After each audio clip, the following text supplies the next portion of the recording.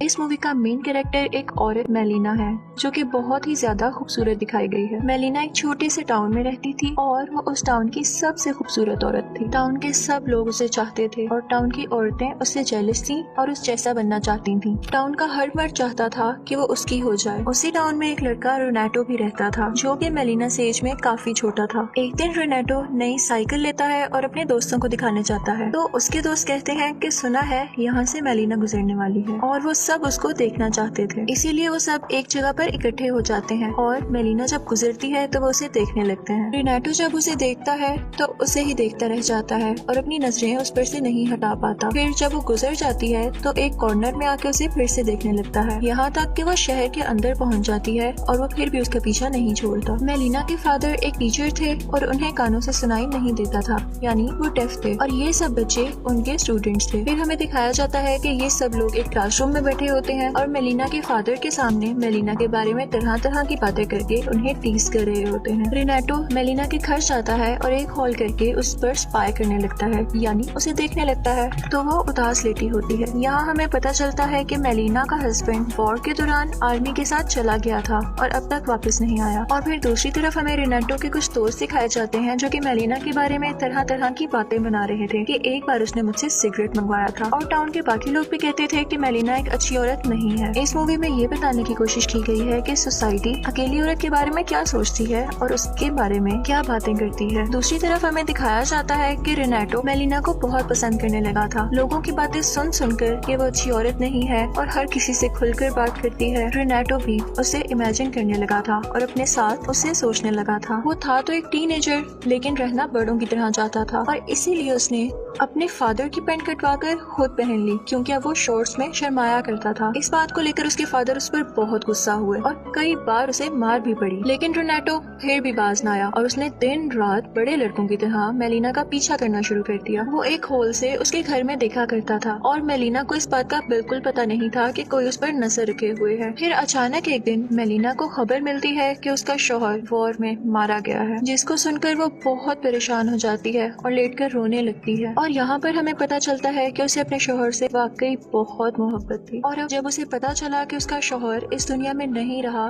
तो उसका इंतजार टूट चुका था और वो खुद भी। ये सोचते हुए कि अब मैं इस घर में रहकर क्या करूंगी, वो अपने फादर के घर शिफ्ट हो जाती है। एक दिन रोनाटो एक जगह पर काम कर रहा होता है कि वो सुनता है कि कुछ लोग मेलिना के बारे में बहुत बैड वर्ड्स यानी गलत लफ्ज इस्तेमाल कर रहे हैं। वो सोचता है कि मेलिना की सच्चाई तो सिर्फ मैं जानता हूँ और मुझे ही सबको बताना पड़ेगा कि वो बुरी औरत नहीं है और वाकई अपने शौहर से प्यार करती थी। रोनाटो फिर से उसे खिड़की से देखता है और इमेजिन करने लगता है कि जैसे वो उसके पास आ गया है। वो उसे कहता है कि परेशान मत होना, मैं तुम्हारे साथ हूँ, बस मुझे कुछ साल दो ताकि मैं बड़ा हो जाऊँ। और उसके बाद वो चर्च जाता है और गॉड से कहता है कि गॉड तुम मेलिना का ध्यान रखना और इसके बदले में मैं यहाँ पर रोज कैंडल जलाया करूँगा। फिर एक दिन मेलिना के फादर को एक लेटर मिलता है, उसमें ये लिखा था कि मेलिना का टाउन के हर आदमी के साथ अफेयर चल रहा है और तुम्हारी बेटी एक अच्छी औरत नहीं है। ये सुनते ही वो बहुत गुस्से में आ जाते हैं और मेलिना को अपनी बेटी मानने से इनकार करते हुए उसे वहाँ से जाने का कहते हैं। मेलिना एक बार फिर से काफी अकेली रह जाती है। रोनाटो को जब इस बात का पता चलता है कि मेलिना फिर से अकेली रहने लगी है तो वो फिर से रोज आकर उसे देखने लगता है। और एक रात जब वो मेलिना के घर जाता है तो हॉल से देखता है कि उसके घर में पुलिस ऑफिसर है और कुछ ऐसा लग रहा था जैसे उन दोनों का वाकई में कोई अफेयर चल रहा है। रोनाटो को ये देखकर बहुत बुरा लगता है कि मैंने तो इसे अच्छी औरत समझा था और मैं तो दूसरों को भी बताने वाला था कि ये अच्छी औरत है। उसे अपनी आंखों पर यकीन नहीं हो रहा था। फिर वो पुलिस ऑफिसर उसके घर से बाहर आता है और रोनाटो एक कॉर्नर में छुप जाता है। पुलिस ऑफिसर जब बाहर आता है तो उसे एक डॉक्टर मिलता है और वो कहता है कि मेलिना तो मेरी फियांसी है, तो तुम अंदर क्या कर रहे थे। इस बात को लेकर वो दोनों बहुत लड़ते हैं और पुलिस भी फौरन वहाँ पर आ जाती है। अब इसके बाद टाउन में ये बात पूरी तरह फैलने लगी थी कि मेलिना का एक शादीशुदा आदमी के साथ अफेयर है और इसके लिए उसे जेल भी हो सकती है। मेलिना काफी परेशान हो जाती है और फिर वो एक लॉयर के पास जाती है कि मेरी मदद की जाए। मेलिना का लॉयर केस जीत जाता है और ये पता चल जाता है कि डॉक्टर झूठ बोल रहा था। केस जीत जाने के बाद वही लॉयर मेलिना से जबरदस्ती करने की कोशिश करता है। मेलिना उसे बहुत रोकती है लेकिन कुछ नहीं कर पाती। रेनाटो ये सब होते हुए देख लेता है और वो बहुत ज्यादा परेशान हो जाता है। फिर हमें दिखाया जाता है कि मेलिना के फादर एक सफर पर गए हुए थे और उनका प्लेन क्रैश हो जाता है। मेलिना को जब ये पता चलता है तो वो बहुत दुखी होती है क्योंकि अब उसके पास कोई नहीं रहा था जो उसकी फेवर में बात कर सके, बोल सके। मेलिना को अपने हस्बैंड की वजह से जो पेंशन आती थी वो भी अब बंद हो चुकी थी क्योंकि ये प्रूफ हो चुका था कि उसके हस्बैंड की अब डेथ हो चुकी है और अब मेलिना के पास पैसे खत्म होने लगे थे।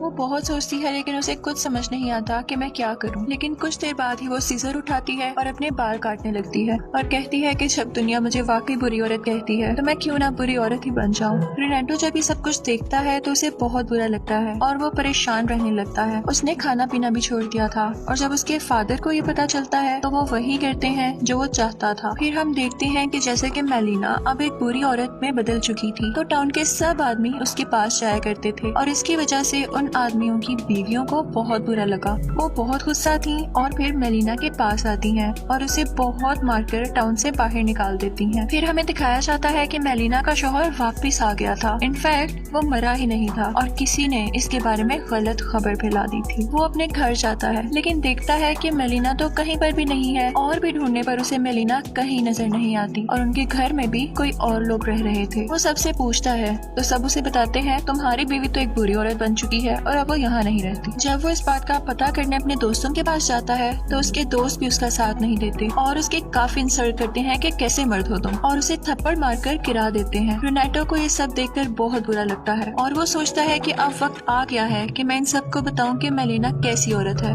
और वो बुरी औरत क्यों बनी।